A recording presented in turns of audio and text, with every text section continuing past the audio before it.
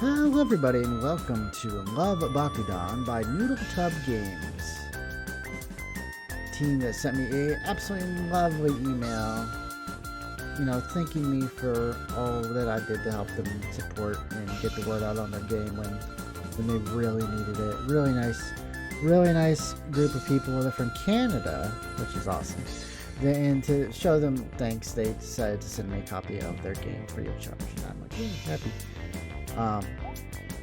And I will be playing through the whole game because they said I could do it because I asked them. And they actually have a setting here to censor not safe for work CGs. So if you're like streaming the game, it's a really good feature. I wish every game that had these kind of things had this feature, but I don't see it often enough, sadly. So we're gonna do that. All right. Let's just start. So, this is an entirely work of fiction, names, characters, standard stuff. None of the people, if has the same name as somebody, is coincidental. Prologue, where the heart is. So this seemed really interesting. I'll just let the game kind of play out the premise for you, so you don't have to have me tell you, because this is a playthrough. So it's not like it's a one and done deal. My name is Haruka Mishima. Oh, what is that familiar? Sister Mishima, right? From Princess of Angel. That was her name, right? Yeah. The nun? Yeah, that was her. Not her, obviously. I'm originally from a small town in the countryside called Akiyama, but I moved to the city a few years ago with my parents. Okay, fair enough. Maybe it's just that small town girl in my heart talking here, but honestly, I never really liked it much out there. I'm with you, sister. I don't like country life. It's kind of boring. I definitely prefer the hustle and the bustle of the city, Not for everybody, though. We live in Paris, apparently. That's not Paris. That's Tokyo Tower, right? Yeah, okay. Obviously. The bustling city of Tokyo, the place where your dreams can come true. Supposedly, anyway. I mean, that's what everyone says. Go to the city to make your dreams come true. The glorious neon lights, the people and sights to see, the opportunities. It's just a total melting pot of cultures, hobbyists, fashionistas, and so on and so forth. And anime. Can't forget that. That's what it stakes its claim to. The place that definitely earned this landmark status is a city everybody wants to experience. I had plans to go to Tokyo, or Japan in general, earlier this year, but I kind of fell through for, obvious reasons. It's a shame. Maybe next year. Tokyo is without a doubt one of the most influential and desirable places in all of Japan. That's probably true. Because what's the first thing that everyone says, when they think of Japan? It's Tokyo, right? It's city-wise. Because of that, I felt a little bad for not appreciating it quite as much as I was probably expected to. I have a feeling that even if my parents hadn't been huge prudes about the area my hometown was cultivating, I would have ended up here at least once in my life anyway. I felt a lot of strife over my leaving Akiyama. I left so much behind, really. The wanderlust inside me wanted to go on and experience Tokyo, given that my parents were moving there. Oh, didn't really have much of a choice now, did I? But, I was leaving behind my grandma, my closest friends, and all the experiences I'd had here, too. It's not a clean slate. We're giving all this up. We gotta be prepared for that. It was scary, but it was an opportunity that, at the time, I knew I could not resist taking. It was weird, making such a huge change in my life like that. I was only 18, but I'd just been uprooted abruptly from my beautiful coastal hometown to come here. Why, I don't know yet. To the bright lights of the city, to be overwhelmed by everything in my path from that point onwards. I mean, I'd grown up in Akiyama. I'd experienced so much there. I mean, how was I supposed to feel just leaving it like that? Leaving everything I'd ever known? Tokyo wasn't bad to me, honestly. It wasn't the city's fault by any stretch. But over time, I found myself missing Akiyama more and more, Sometimes you just gotta get away from it all, Despite all that needless teenage angst telling me leaving for the big city was the right thing to do, a little growing up told me that I was kinda dumb for thinking that when I'd always wanted to stay in Akiyama. lovelorn, right? Right. You know, I didn't know what it was that made Tokyo feel so alien. Maybe I was too closed off. That's probably it. You know, maybe I felt strangely because it wasn't really my decision to leave. That could be. Who knows? I mean, I doubt I ever will now. Because starting today, all that is in the past, and life is beginning all over again. Recently, my parents and I received a letter in the mail that had a very interesting proposition inside of it. Ooh. My grandma, my beloved, cheeky, silly grandma, had passed away during our absence from Akiyama. Aww. Aww. You know, she was always around during my youth, so in a helping hand. You know. She was just a laugh riot and an endlessly kind woman to boot. Not too long after her passing, a letter came flying through our mail slot addressed just to me. I still remember my mom's face the moment I got it. She really was the picture of disbelief and nostalgia. You know, Mom wore a smile on her face that spoke entirely of the fond memories she held of her mom without saying a single word. Sometimes it's all it takes, you know. Just how someone's face lights up, you know. That says more than words ever could, right? We were all hit hard when Grandma died, but understandably, she took it the hardest. I mean, it was her own mom, of course, you know. Grandma's left a little something behind for you, Haru-chan. Haru-chan. I'm not surprised she'd pull something like this, even when she's floating around in the afterlife. I remember chuckling with a sentimental smile of my own, and slipped my thumb under the flap of this envelope to tear it open. Hey, would it really be of Grandma if she didn't have some kind of wild surprise for us even after her passing?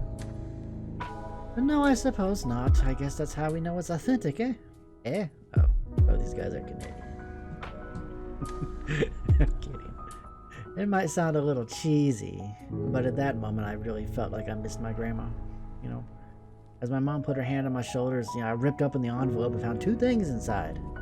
Oh, what's that? Added on to my mother's disbelief and tipped the belongings of the envelope in question, I heard keys. One was a small silver key that looked like it belonged to some kind of a door. After a few seconds, I realized I'd actually recognized it well. Hey, Mom, is this? Why, I think it just might be. I pulled out the second item from the envelope, which was a letter. I quickly unfurled it before me, slipped the key into my pocket. Considering the reasons of why my parents had moved out of Tokyo in the first place, none of us could have ever guessed what she'd have the nerve to leave to me.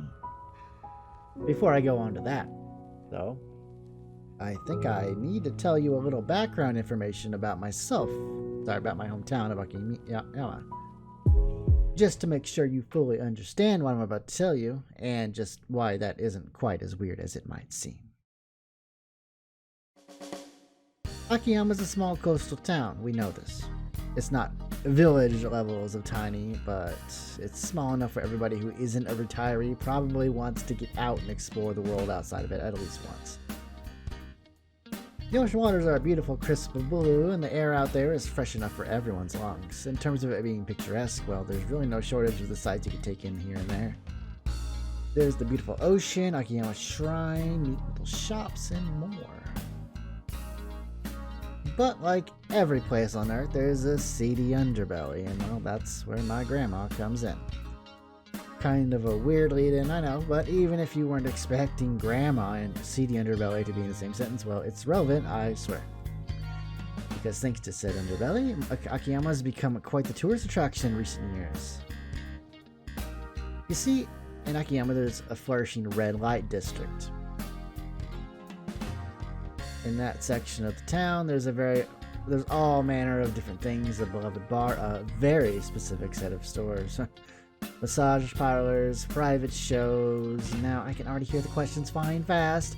How in the hell does Grandma factor into this? Was Grandma, is that what she did in her golden days?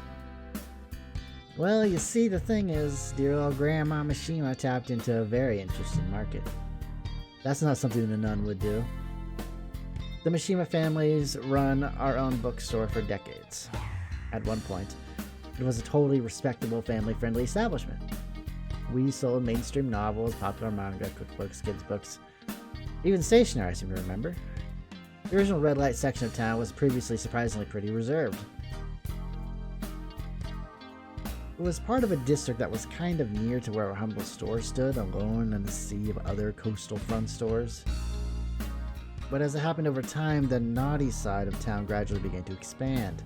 First, a sex toy shop popped up a few doors down from the Mishima family bookstore, and, well, needless to say, that did not sit well with my parents. As you may have expected, however, the locals ate that up with a spoon. I mean, let's be honest here, boring town like that, I mean, we got some action, right? Then it expanded into private clubs and bars that were suspiciously not noisy at all, which only meant one thing. And that was that you could definitely gauge what was going on behind closed doors. Oh, to be a fly on the wall in those places. Thirdly, as word spread of this rinky-dink little town's booming red light district, there came all the tourists. Which meant for even more businesses opening up along the strip too. And so, when my parents packed up and uprooted their teenage daughter, me, away from all that filth and debauchery, my grandma stepped in and decided, if you can't beat them, join them. That's right, she turned our quaint little bookstore into what it became. Bakudan Books, the home for erotic stories. Novels, manga, magazines, and more, you name it, she stocked it. She took requests for orders in, and there were even instances where writers began to specifically request our storehouse and their novels on our shelves. Wow. Thanks to my grandma, our little bookstore became a flourishing business, so much more than it ever was before. Sex sells. The clientele was full of people that weren't quite brave enough to set foot inside the other shops and wanted to maintain, some misplaced air of class. After all, what's classier than sitting inside a bookstore, drinking a coffee, chatting with a friend, and reading a good book? Absolutely nothing. My parents really missed a trick with that, but Grandma sure did. And so there I was, standing with my grandma's letter, reading that I just inherited the erotic bookstore. And now that I was of an age where I needed an occupation that was going to always be in demand, I had the opportunity to run it for myself. Even as I held this sheet of paper, it was still a struggle to bring my eyes down to the page to read it. I knew I had to see what Grandma said to me, even if it was just one last time. And so, steeling my nerves, these are what my grandma's parting words were. To my darling family. First of all, let me get the sentimentality out of the way. Yes, I miss you, and yes, things without you all around have been much quieter. Kiko, why did you move yourself and Haruka out of the big city? What about your wife? Doesn't she want to stay here? Honestly, you're such a selfish girl. Wait a minute, hang on. Kiko, why did you move yourself and Haruka out of the big city? What about your wife? Was our mom married to a woman? Wait. What am I talking about? No, it's obviously like a guy. Never mind. I misread that. Honestly, you're such a selfish girl sometimes. Anyway, we've got a lot to talk about here. If you're reading this, well, we all know what that means. Fortunately. My time in this world, however you dress it up, has come to an end, as yours and I's will, and everyone else you've ever loved and known will all die someday. I just get the facts out of the way. I hope you're not too sad about my departure. You know I'll be living it up in the next life. I didn't miss an opportunity to whilst I was living, so why change that when I'm a spooky ghost, eh? Ooh, spooky ghost. However, that brings me to the real point of this letter. Of course, I know why you moved away. I know you didn't like the seediness of this district being around you or Haruka, but if Haruka's reading this, she's definitely at the right age for what I'm about to ask her. And so I implore you, let her make this decision for herself. Pass her this letter if you haven't already, would you? I did address it to her, you know. Opening her mail, how dare you, that's an offense. Are we all clear of Kiko? Okay. Haruka, my darling grandchild, you are the apple of my eye. I miss you every day, whether you're a baby or a full-grown woman. I imagine by the time you read this, I won't have seen you for a little while. I bet you're just as handsome as the first I ever laid eyes on you. My special girl, I love you so much. You are the best thing to ever happen to this family, not just for your mothers. But Haruka, the reason I'm writing this isn't just to lavish you in praise, no. I'm sure you've plenty of girls that would love to do that for you right now. I'm writing to you directly because this is a matter of great importance, believe it or not. Even I can be responsible sometimes, you know. You see, this is the problem. When I'm gone, there will be nobody left to run the bookstore. Your mothers don't want any part in what's become, despite that it is a flourishing empire. For the life of me, I can't understand that mentality, but whatever. It's their loss. Not to brag, but I've made a tidy little fortune for myself while I've been here. I can't take it with me, obviously, so I'm dividing the money up equally between you three out in Tokyo. Make it last, okay? But Haruka, I'll get right to the point. You see, I'd like to formally ask you to run the store in my absence. I can hear your mother shrieking now if she's watching you read this. Cool your jets, Kiko. Haruka, I'll always be watching over you, but let's not mince words. My time here will have been long over by the time it reaches you. To keep this store in the family, somebody needs to become the next owner, and I'd love it if it were you. Haruka, you've got so much waiting for you here. Not just the money, not just the fame, not just the women, but the places and oh, the people, oh, the places you'll go. I remember that cheeky best friend of yours and that demure pink-haired girl always following you around like a lovesick puppy. They've grown into beautiful women, I'll have you know. I've seen them here and there in town, but not too much since you left. I bet they both missed you like crazy, eh? Not to mention the amount of new clients I've gotten. Oh boy, say if I'd been 50 years younger, maybe I would have given them a spin myself, eh? So how about it? What do you think? You want to undertake the challenge of running the shop? If you do, it's got your name on it, waiting for you back here in Akiyama.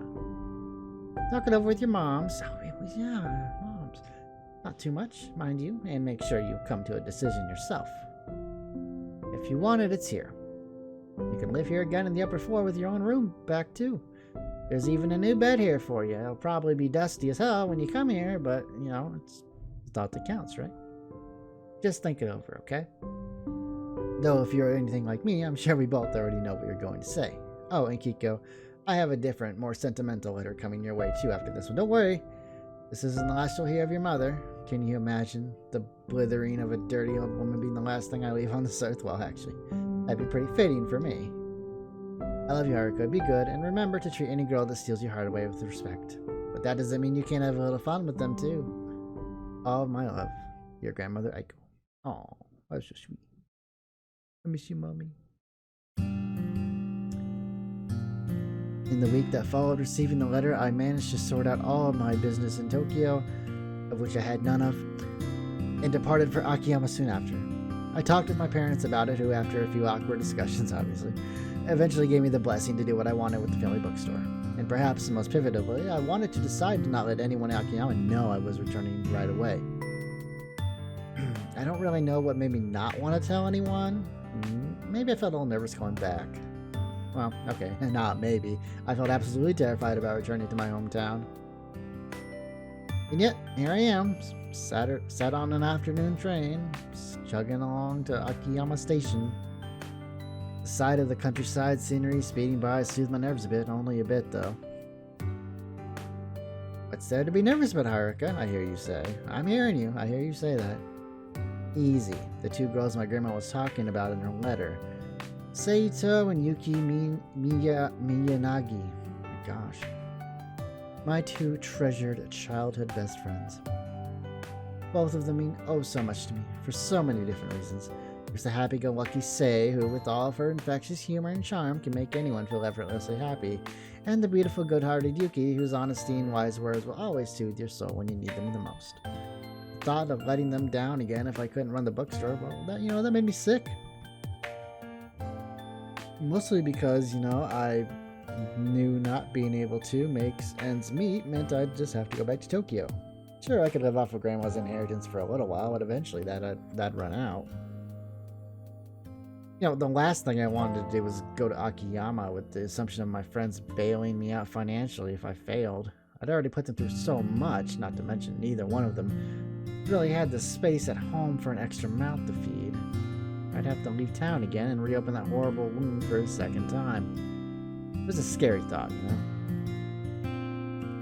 I mean, sure, there's a digital age now, and you can just always keep in touch with the Facebooks or whatever. Being together in person, physically, that it's an entirely different feeling. It really is, online just doesn't compare. I feel like leaving Akiyama opened a hole in my heart, leaving them behind. That was my biggest regret. It always has been. Goodbyes are always hard, no matter how much you try to make them easier. And the day that I told them, I decided that I'd tell them together. We always hung out as a threesome, just Yuki, Sei, and myself, so why not break the news in a way that we could all cry over it together? I thought it'd be less awkward and somehow less upsetting that way. I still remember it. Sitting in the middle of my bedroom, telling my two best friends that I'd be leaving to somewhere miles and miles away. It really hurt. Yeah, but what hurts me the most after the fact was that Yuki really didn't even come to see me off at the station. You can tell she took it hard. I still think about it from time to time. I mean, even Sei was sad, which is already a rarity in and of itself. But she still managed to make it to say goodbye on the day. Yuki didn't show up at all. I wasn't really sure how to feel about that, really. I'm still not. Was she angry with me, or was it simply too painful? I mean, I didn't know. I couldn't read her sometimes, no matter how close we were, and as a result, Yuki and I haven't talked too much since then. To be honest, I haven't really known what to say to her, and I guess neither has she, even all these years later. We just kind of drifted apart. I feel like she's been dying to say something to me for years, though I don't know what it is. I'm just grateful for the unspoken feeling that I think we both still share.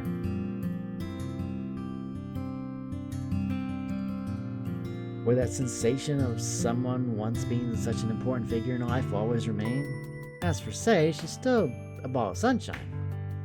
Always has been, really.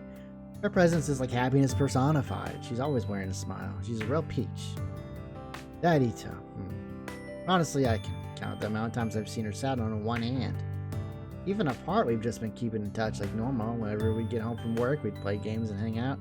We just chill together, It's been cool getting to basically experience the same thing back home, but there's always something to be said about actually getting to run around with her to various places and do things on a whim. Distance makes everything so much harder. Besides a few visits here and there, I haven't seen Sei much in person since moving either. Life goes on and the world goes on with it. And so, as well as nervous, I was damn excited about returning too. Couldn't wait to surprise the two of them, as well as any other ladies I'd meet upon my return. From what my grandma was saying, it sounds like the bookstore has quite a few girls frequenting it. I don't know if the game has nothing but women. It kind of seems like that's going to be how it is. So it's going to be like a yuri erotica. I wonder who they could be, and more importantly, were they going to be as hot as I was hoping? Akiyama sure did have some lookers. Or some hick mountain town. No, I'm kidding. It was not a mountain town, it's like a coastal town. Eventually, after packing my bags and saying an emotional goodbye to my parents, I got on the train back home. I was going back to a completely new version of an old life. Sure, Akiyama was a small place, but I had so many people there that actually knew me, so many people there that I valued too. And no amount of city girls could keep me away from that. Lost in my thoughts, as I sat on the train, I began to smile and watched as the vivid countryside I knew so well began coming into view. I just couldn't help but smile. Felt like all my experiences in Tokyo were being washed away in a sea of nostalgia. I was home.